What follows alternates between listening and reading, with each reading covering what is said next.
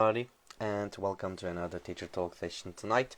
Tonight we are going to have another educator as usual from different part of the world. Our educator is from the USA and he is an English teacher, Dale Snavely. And you know that this is going to be our 190th session. It's really great session for us.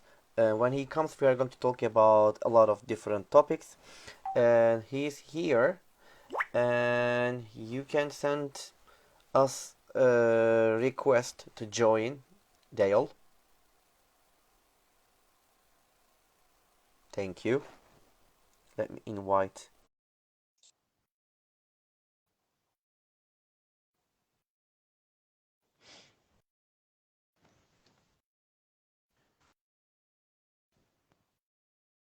Let me look at here again. I accept it.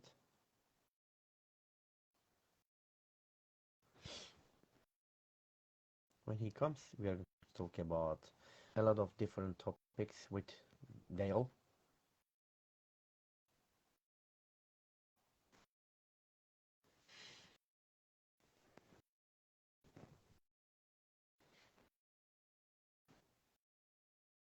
Sometimes it takes time, as you know that because of the Instagram,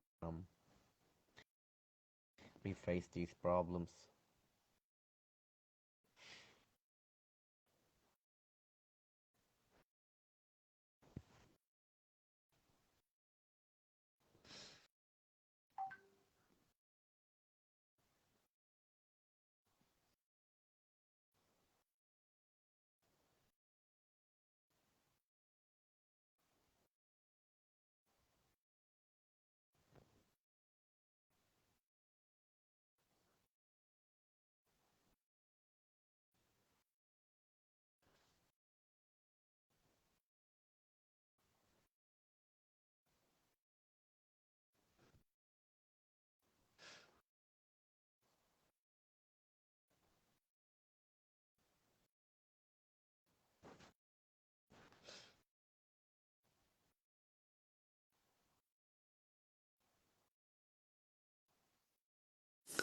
Okay, Oh, there we yes, are. Yes, there we you did are. it. Thank you We so made it. much for having me as a guest today. Yeah, it's wonderful to see you, Dale. And I would like to say thank you very much for accepting my invitation for Teacher Talks and being my guest and being with us with our 190th session of Teacher Talks. Thank you.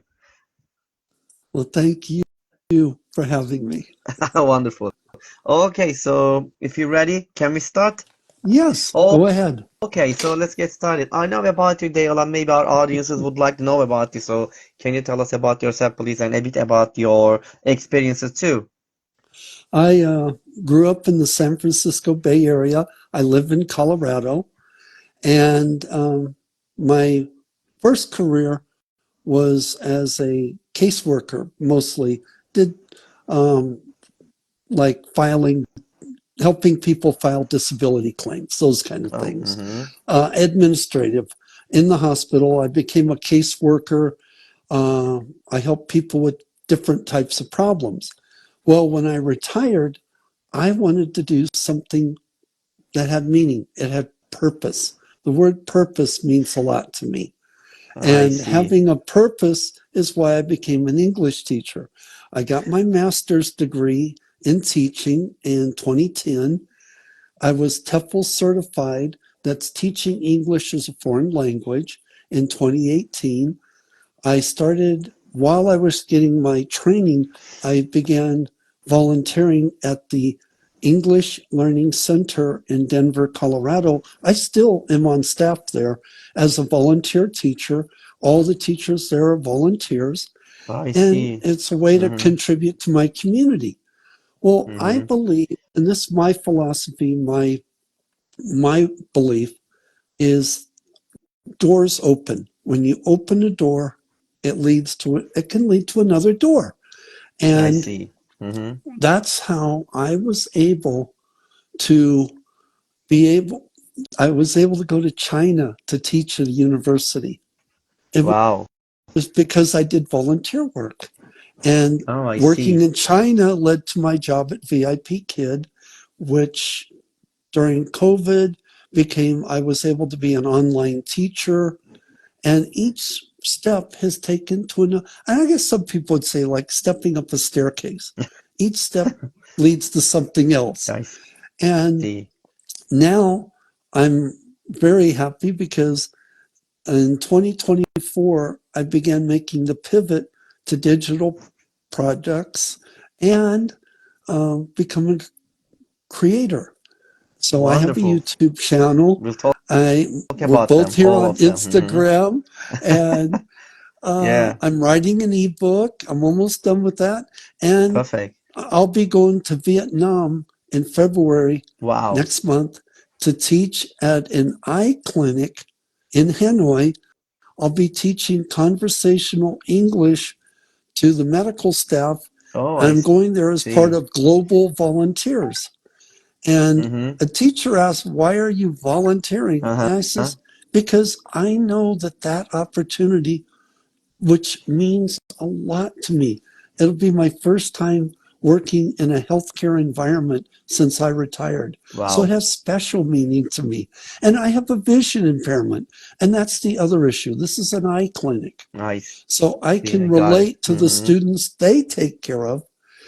And for me, it's just having a fun purpose and just give me a chance to enjoy. Oh, wonderful. It's really great. Great. Thank you very much for, the telling these things to us, Dale. Thank you.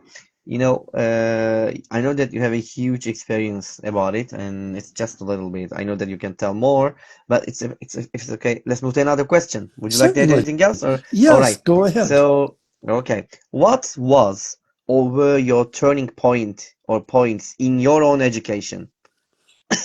Oh, certainly. Those are very good. Um, when I was in second grade, I really Uh-huh. struggled as a student. Oh, I see. Second grade stands out to me as one of the toughest times.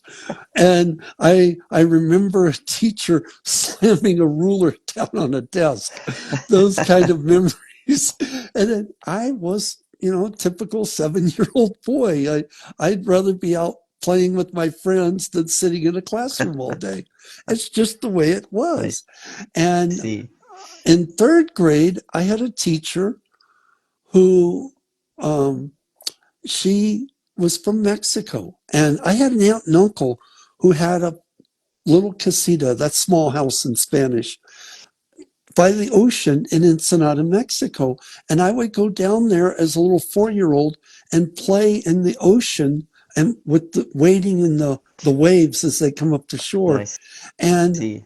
this third grade teacher taught us some very basic vocabulary words in Spanish, and it connected with me.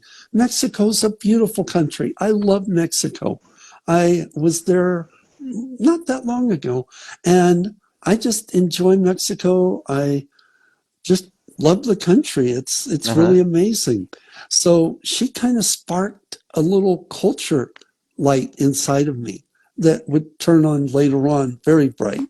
Wonderful. And during my break between fourth and fifth grade, I had summer school, during which time I was a good reader. I was taught reading through phonics, which is very good.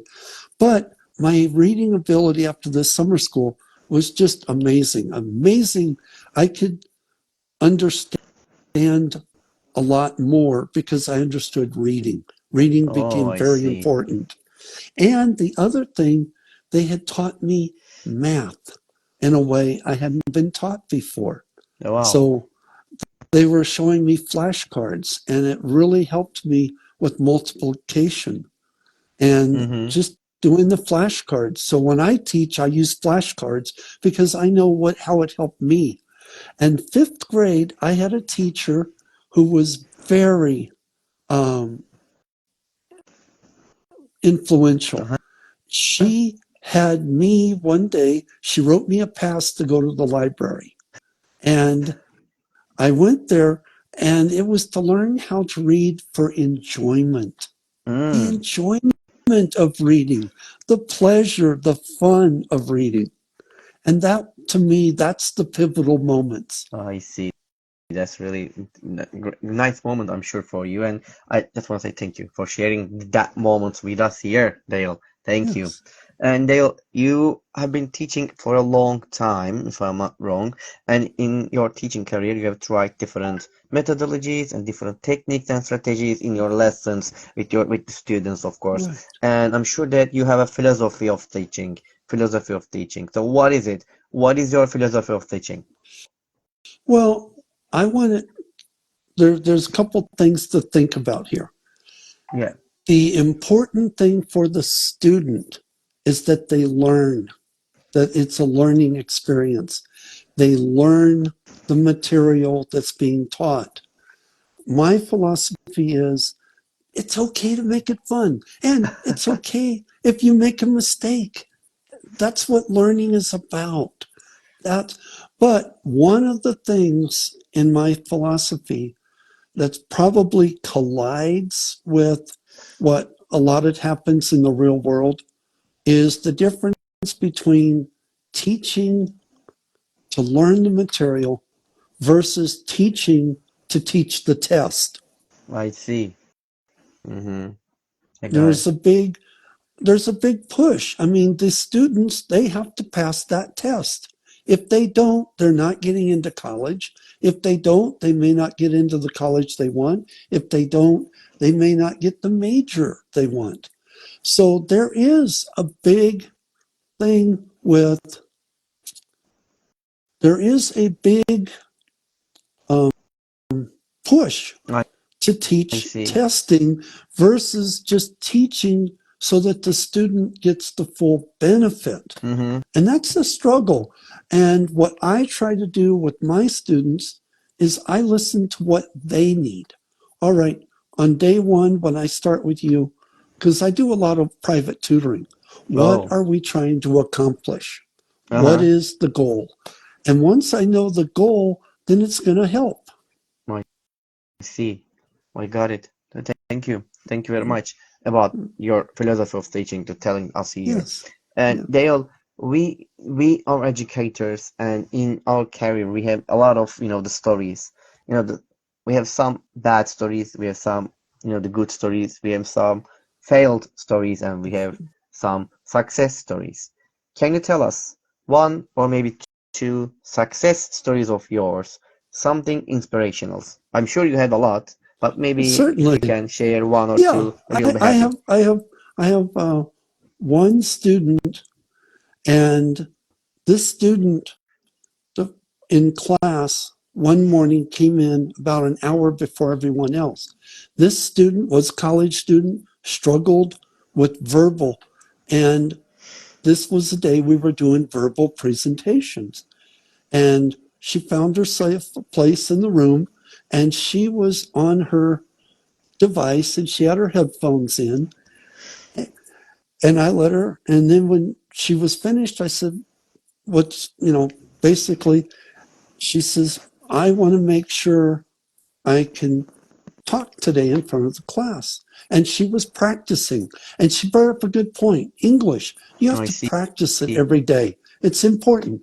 And the word that we use to describe the student and I were talking after, tenacity. This student Mm-hmm. had tenacity, no persistence, no quit, no matter what it was to get it done. The other story is a very personal story. I was teaching evening class here in Denver, and I had a student show up for class and she was crying. Oh, I see. Mm-hmm. She had left her daughter at home with her husband to care for her, but the little girl, 4 years old, holding her ear, crying, and made mommy cry when she got to school. And Oh. Mm-hmm. and the child needed to see a doctor. And I says, well, I'll help you. No, let's sit down. Let's. And she says, no, teacher, that's not what I'm asking you to do. What I'm Mm-hmm. asking you to do is teach me how to make that appointment. Teach me how to call the doctor. So we did role plays because that was the need of the student. I She see. needed Mm-hmm. to get her child medical care so that her child wouldn't. So she was able to call urgent care, get the child a doctor, get the child medicine, and the next time she came into class, she was jumping up and down. She was smiling and laughing. And she says, "My daughter's better. The medicine the doctor gave her made her well." That to me is the story that gives me why am I a teacher? I That's see. why. Thank you. Thank you, Dale, for telling us these two success stories of yours. There, both of them are really impressive and very inspirational. Thank you. Thank you very much for sharing with us here. And as an educator, we all use, different activities in our lessons with our students. And can you tell us and one or maybe two activities that you like to use for your classes? Your secret activities. Share with us if you can. Okay. When I went to China in 2019, they really gave us a lot of leeway. I was surprised. Um, Mm-hmm. and what they did at the college, though, they had one very hard rule. You could not teach the class. You can take students out to talk to them outside of class. You cannot take the class out in the hallway. You cannot take them downstairs to the grass. And the reason they cited was liability. I wasn't worried what the reason was. They had a rule and I wanted to obey it. So what happened with this one particular activity that I came up with was, okay, I got an idea. I'm going to break the class down into groups of 4. Here's the activity.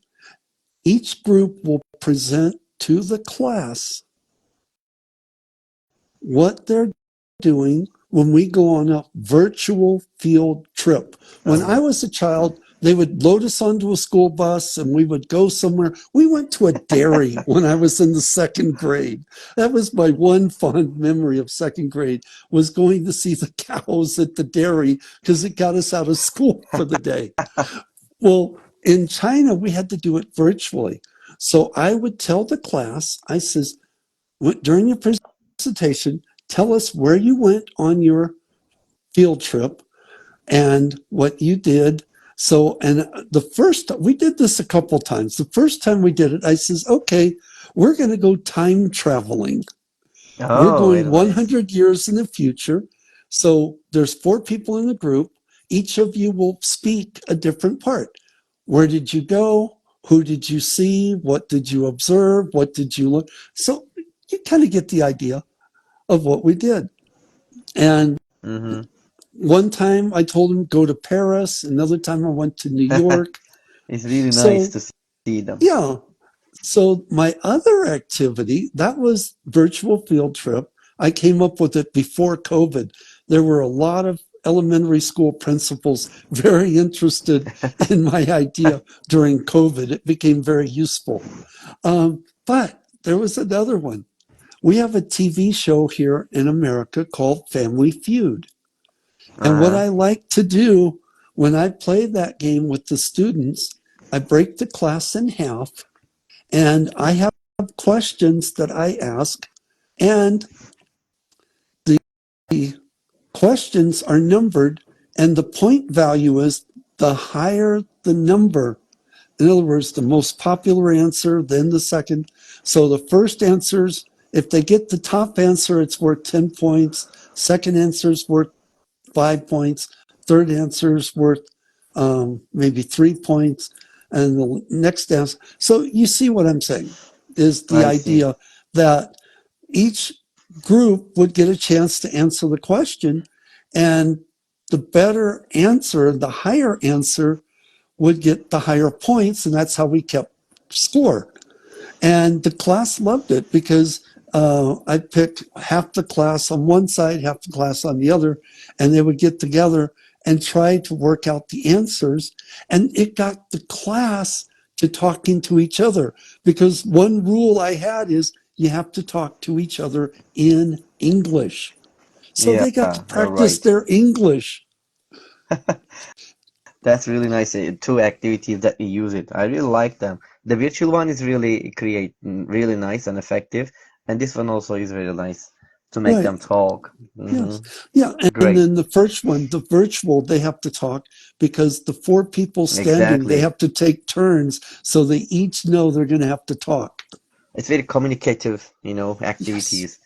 Exactly. Yes. Wonderful. Okay. So, what I want to ask you, thank you for sharing these two activities with us, Dale. You have been in different countries for teaching, and probably in your mind there are some questions about the challenges of the students. So when you think these, countries, can you tell us the common challenge of students about learning a new language? Well, and one of the first things they have to get over are some of the hurdles. They have to Mm-hmm. get over maybe shyness, maybe they don't want to be embarrassed. In Asia, there's a very big concern about not losing face. So you want to be respectful. And one of the very first things I tell them in class, this is a safe place. You're safe now. It's okay to make a mistake. Okay? Mm-hmm. You're here to learn, and your classmates are here to learn. And some of you may be good at speaking English, others can read and write in English. What I I have see. noticed, and I'm not being general, but I'll have a student from one country and their reading and writing is good. One of the hardest things for both the students and me is when the dean said we had a writing assignment, and the writing assignment was they had to apply for graduate school and they had Oh, to I do the see. writing. Mm-hmm. So the writing for a lot of students proved to be difficult no matter what country they're from. But some students are more verbal, it's easier for them to speak and to listen, but they have trouble with reading and writing.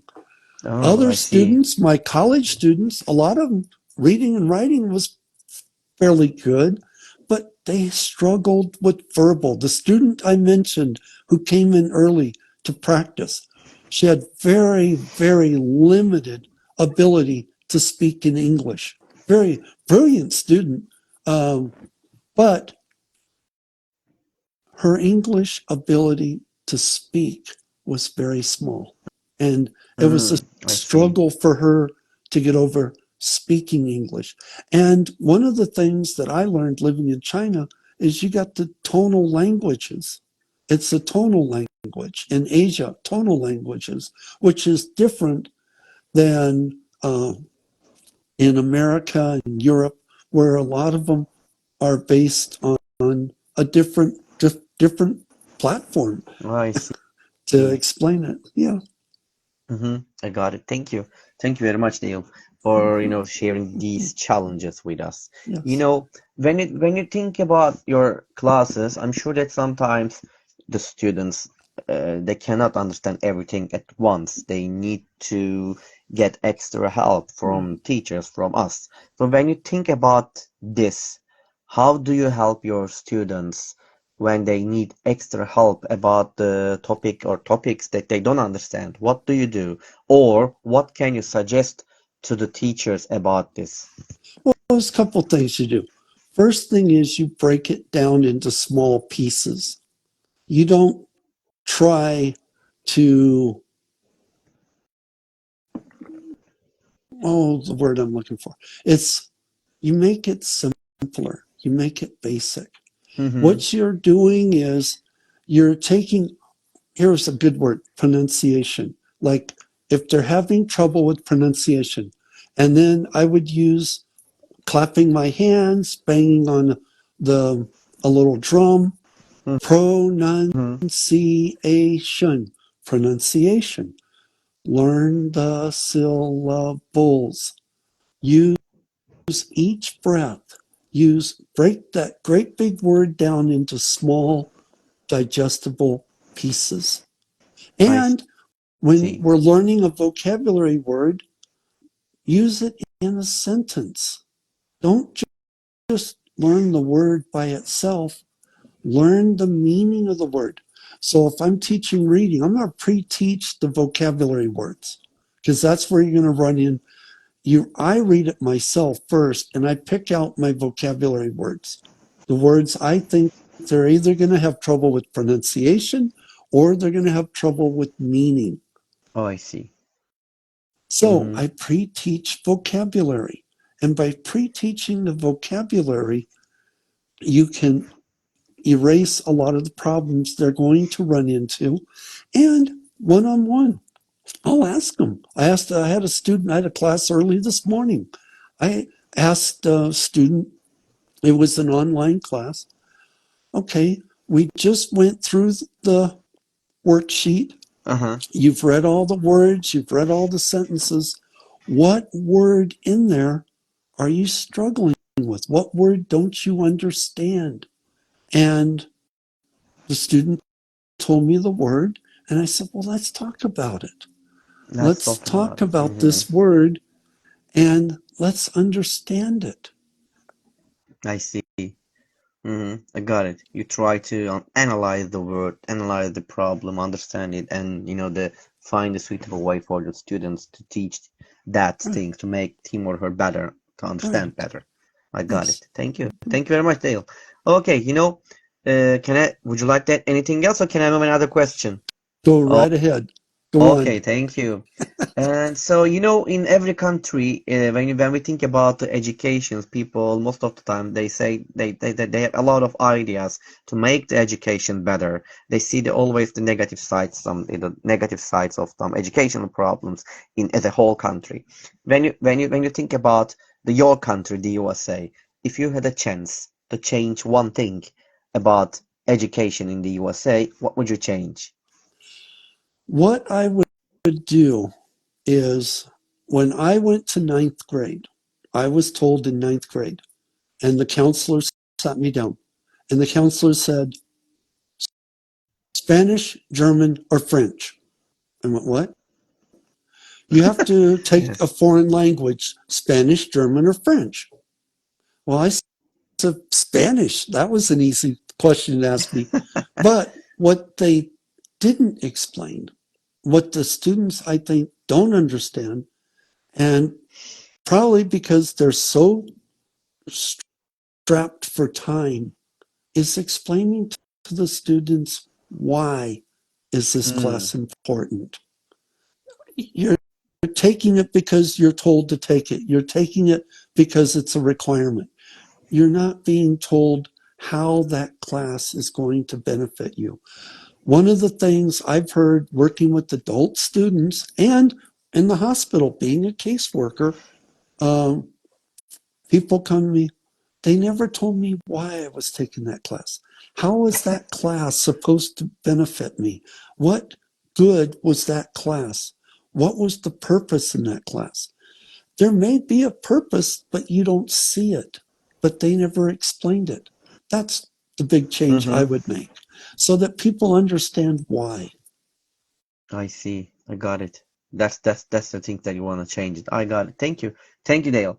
Okay, so let me ask you another question. You mentioned, and I saw that in your LinkedIn account, you said WebKit. I saw there WebKit, and you're the teacher over there, I think said. What is this WebKit? Can you tell us about it, and what is the aim Well, of it? hold And on a second. how can students join that WebKit site? Or the teachers Oh, use it. the website. Oh, okay, my website. Okay, yes, I have a website and it's linked to my YouTube channel. And the website has information, it has links. And what they can do is you go on the website, there's a direct link to my YouTube channel at English Teacher Dale. Mm-hmm. And my website is englishteacherdale.com. And the purpose is for the YouTube. I have just over 350 subscribers. I've had the channel for just over a year now, and I have 240 videos that Wow. are lessons. And that's what we're trying to do is provide lessons. And for me, in 2024 in January, this time last year, I was asked during a teacher gathering. What is your impossible goal for 2024? And I says, okay, impossible. Okay, here we go. I just started a YouTube channel. My Wonderful. impossible goal is to teach English to 1 million students worldwide. Right Wow. now, my YouTube channel has 352 or 50, no, I'm sorry, 354. It just updated. I have 354 subscribers. I call them students. And I have 240 videos that they can look at anytime. Some are better than others, all right. But uh, what they do is I have the channel, which the way I explain, my subscribers are students. They can be teachers. Teachers always welcome at my YouTube channel. And a teacher yesterday had a concern, needed to do some lessons. And I says, look at my videos. If you're lacking content, if you need a fresh idea for a lesson, pick up. I got 240 to choose from. And I see. the Mm-hmm. the subscribers are students, the channel is the classroom, YouTube is the school. And I'm able to reach people with lessons who may not otherwise be able to attend class. And I had a student who contacted me. He says, I'm in Ghana, I'm in West Africa. I don't have load, or I guess they call it data or load. I'm sorry, load is Philippines, but data, they have to buy time to use their phone. I So I see. says, I have an Mm-hmm. idea that can help you. You and your friends, you go to your community leader. I know in the Philippines, they call it barangay. In China, they call it like a block captain. They have a name for it. There's somebody who's in charge in your little village or your community, if it's in an urban area. Or you go to the library, go to the school, find a businessman, go to your municipal building where your mayor is at. Tell them we need access. Can you put on a video for us from this YouTube channel? It can be done. You got to Yeah. have the willingness to do it.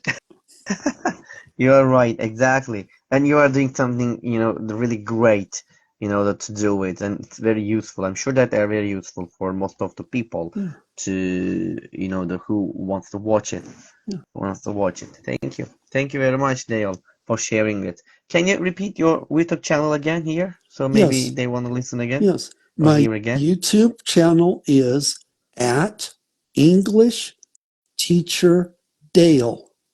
I see. All right, great. English Teacher Dale. Yeah, That's your YouTube channel name. And yes, also your website, it's also similar, same name, I think, yes, englishteacherdale.com. yes, That's also same. Okay, I got it. yes. Thank you. Thank you, Dale, for sharing it here Mhm. with us. All right, in every, actually, I can say that every successful people has got a role model in their life or somebody that inspired them, okay, to do something to become successful. All right. When you think about this for yourself, of course, do you have a role model? If yes, who are your models and who inspires you? I think we touched on it earlier. My Yeah, a little fifth bit. You grade mentioned. teacher, and I do remember her name. I'm sad I cannot remember my third teacher's name from third grade, but in fifth grade, her name was Mrs. Thayer. Wow. And she is the Mm-hmm. one who opened up a new world to me by reading. Wonderful. I was able to just have so many wonderful experiences reading books in the library and being able to take them home and learning how to check them out and returning Wow. them. Thanks to her. Thanks to her. Yeah, thanks Yes, to your teacher about it. yes, Great. Okay. So, we don't know what's gonna happen in the future, as you know, that right, we all know. We just guess. All right. right. We don't know really what's gonna happen.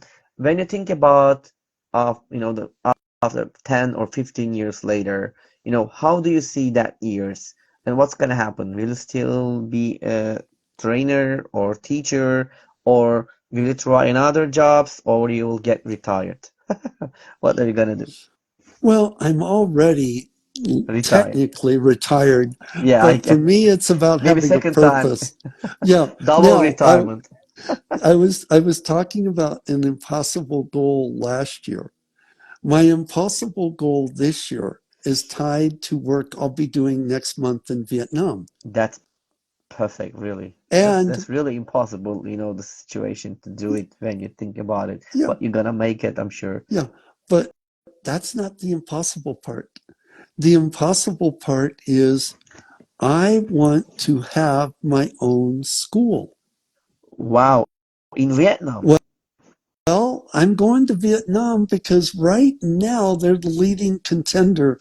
My vision, my impossible vision for 10 years from now, you said 10 years. This year is Vietnam. This year is Wow. finding out if what I want to do can be done. And so far, no one's told me no. I'll keep going. And if they do tell me no, I'll keep at it until I find a way to convince them to say yes. But here's my thought. I go to developing nations. My plan works best in developing I nations.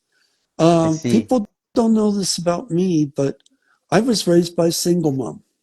My parents Mm. got a divorce when I was and 6 years old. And I know what it is to be in poverty. Oh, I I know what see. it is. Sorry about it. I Hmm. I was 10 years old and I cut grass. I had a push lawnmower. I had to push it. And I cut grass for the elderly ladies in my neighborhood and with this push mower. And one day, this kid with a power mower, and in the time it took me to cut one, he had cut them all. And the next Saturday, they didn't need me anymore.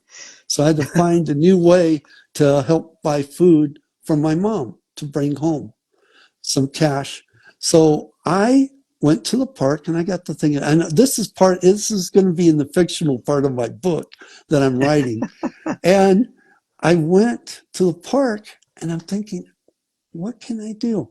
And I saw these people and they're throwing these soda bottles. Soda pop used to come in glass bottles. You pay a deposit and take them back to the store, get the refund. So I Yeah. went home and got a canvas sack and I started going through the trash cans in the park to find pop bottles so I could buy food from my mom. I had told her, here, I bought food and brought it Wow. home. And that I'm to impressed. me Hmm. impressed me on what I'm about to say. What I want to do, my goal, my plan, and I'm all ears if I can get some people who can come up with the money to make this happen. I'm not rich. I'm retired. I have a small amount of money to live on. But probably it's going to take 1 to 5, if not $10 million to do what I want to do. I want to open up, I don't know if it's called vocational, technical. I just said technical. And what you do is you go to willing countries. The host country has to want this. In developing world, I'm looking at South America, I'm looking at Africa, I'm looking at Asia. And here's the plan. You get the college or Uh-huh. the tech school or the vocation school, whatever you want to call it. What it's called isn't not important.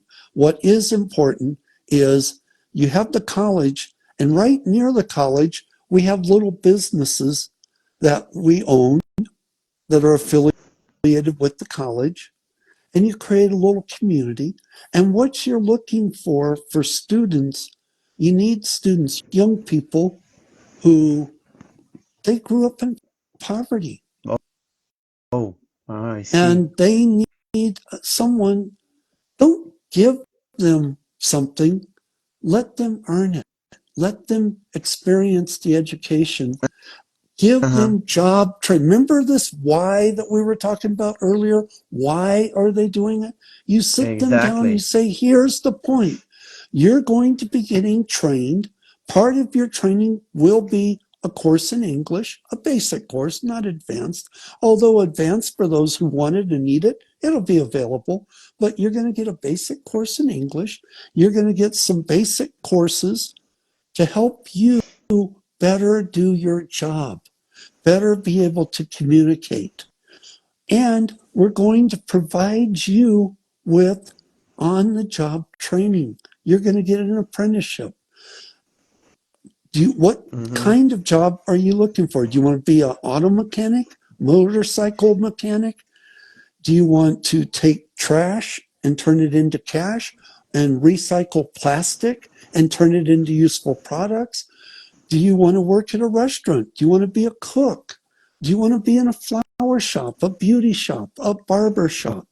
Uh-huh. Oh, I'm a Uh-huh. beauty salon. I misspoke. But what we're doing is it's called improving the lives of people, getting people to break free of poverty and have dignity, have respect, and have the ability to provide for themselves and their families and their communities. I see. That's the It's very goal. that's a perfect goal, and I hope you will make it. And I wish you make it as soon as possible. I Yes. hope so. Yeah. You can I do it. That's will need perfect. help. I'm one person, but I can come up with it. And the other beautiful thing, I was just on a side note, um, I went through my own what I'm qualified to do. And I, to calm down a host nation, to calm down any, like the organizations that donate, I am more than qualified to be a director. I'm too old. That's funny. I'm too old to get a work permit. I can't be a teacher, but a lot of these countries, legally, I can be an owner. You are right. You can be. You can be. That's really impressive idea to do it. And very sensitive, of course, and very emotional and very, the critical point that you mentioned about helping and developing and serving and saving people's life Right. from from the poverty for a good part. I see. That's and your story also is really impressive, Dale. That you talk about it. I just want to say thank you very much for sharing your stories with us here. That's really impressive and very a kind of a success story. We can say that from that times till now and for the future you have different ideas about it. Perfect. Right. Thank you. I Yeah. hope you will do it. Yeah. Well, Thank you I'll very be much. 67 young in June, and I'm still going. Wow. Wow, it's impressive. Thank you. Thank you for sharing, Dale. All right. So, what can I, there are some times in our life, the very struggling moments or very challenging moments. And like you mentioned, some moments here about yourself. And when we face that moments, we sometimes we think about it and oh, I wish I could have a kind of a superpower so I could easily handle the problem or solve the problem. When you think about this for your classes, if you could have one superpower to use it, what would it be and how would it help you in the classes? My superpower would be time traveling. Yeah. You saw that one coming Yeah, I was because thinking about the, you, I could take the classes on virtual field yeah, yeah, trips, yeah, and exactly. we could watch historical events. We could Uh-huh. go into the future, and we could find problems and look for solutions. So perfect. That's really great, the superpower to use it for the classes. Really, really. Thank you for Yeah. sharing it. They'll think that at these questions maybe it can be a great chance to make your dreams come true. We finish the interview, all right, and you step outside the home, all right, and find a lottery ticket that ends up winning $100 million. What would you do? Well, there we go. I just got the funding from my schools. Yeah, exactly. I was thinking that. I was thinking that. Yeah, I was thinking that. Probably that $100 million probably it will be enough for your school. Well, I tell you what, it would give me the chance to make schools in Africa. And I've had some people from Kenya, Ethiopia, Uganda, Zambia, Burundi, who've already talked to me and shown an interest that they would love to have a school like that in their countries. Yeah. South America, I I know there's places, Chile, Bolivia, Yeah, Paraguay. I know they would love to have a school like that. definitely. In Hmm. Asia, if you think of Bangladesh, I know Vietnam and Cambodia. I'm certain, and there's other countries that would love to have it. But there is something that I would ask of the students. If they're coming to my school, they're going to abide by a code of conduct. They Uh-huh. will, they will be respectful. Definitely. There's no allowance for students who are going to Disrespect. waste our time. Hmm. They've got to Exactly. be respect. They have to respect themselves, their classmates, their teachers, their family, their community, and most of all, their school. If Exactly. they cannot respect, and what is an example of disrespect? Bad habits. Yes, Doing that's true. something, I bad totally agree with you. habits. Yeah, they've got, and it has to be that way. You can't have, I worked at a job. I started my very first job when I was 14. I worked in the restaurant at a hotel that was in it that had a casino. And the owner of the hotel and the casino said, "When you work for me, there's no stealing. I don't care if it's 25 cents. I don't care if it's $25,000. Yeah. Stealing is stealing. You steal one time, no matter what the event, you're fired. No questions, you're gone." And I would tell the students, I want them to be honest, be Hmm. responsible. If you have a religious faith, that you're honoring your faith. Do not disrespect any religious faith that you have. Whatever that faith is, you be sincere and you be honest. And I see. that's integrity. As a You're teacher, right. as a teacher, we have a fiduciary responsibility for Hmm. integrity to teach our students to our best ability, but we have integrity. Hmm. Now, for the students, I'm just asking them to be honest and most of all, be honest to themselves. You're right. I totally agree with you. Definitely, Dale. Thank you. Thank you for sharing these ideas with us, Dale. Thank you very much. Okay, you know that time flies, Dale. And you know what? I'm gonna ask you my last question. Are you ready for it? Okay, yes. Okay. What is your motto? My motto. Oh, my motto is opening doors, looking for an opportunity to have a better life Wow. and to succeed. Or to succeed. Wonderful. Can you Mhm. repeat it again, please? Just opening doors, finding that opportunity that can Mm-hmm. lead to your success. Oh, and do we have time for just one very fast story that I wanted to Of share? course, take your time. Sure, go It ahead. is one of my fondest moments from traveling. Many years ago, on my very first trip outside the US. Now, I'll qualify this, not close by, like Mexico was very close. My parents could drive to Mexico. I'm talking about getting an airplane and flying over the ocean. Wow. And my Mm-hmm. very first trip to the Philippines, I went to Mindanao. And while I was in Mindanao, I met a wonderful couple. I was invited into their home. They were a wonderful couple. They had a home, a nice home. It's a very modest home. It's like Americans, a very simple home. They didn't Yeah. have a lot of money. They were just very honest, caring people. I took my shoes off. I had an interpreter. I didn't speak Visayan. They didn't speak English. So we had an interpreter. And they offered me coffee and a piece of bread. And I sat down there at their couch and they sat on a chair, the husband and wife each in a chair, and we visited and we were sharing some different things.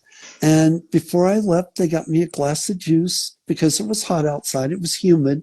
So as they were saying goodbye, the interpreter looked up and said, "Well, they want you to know something.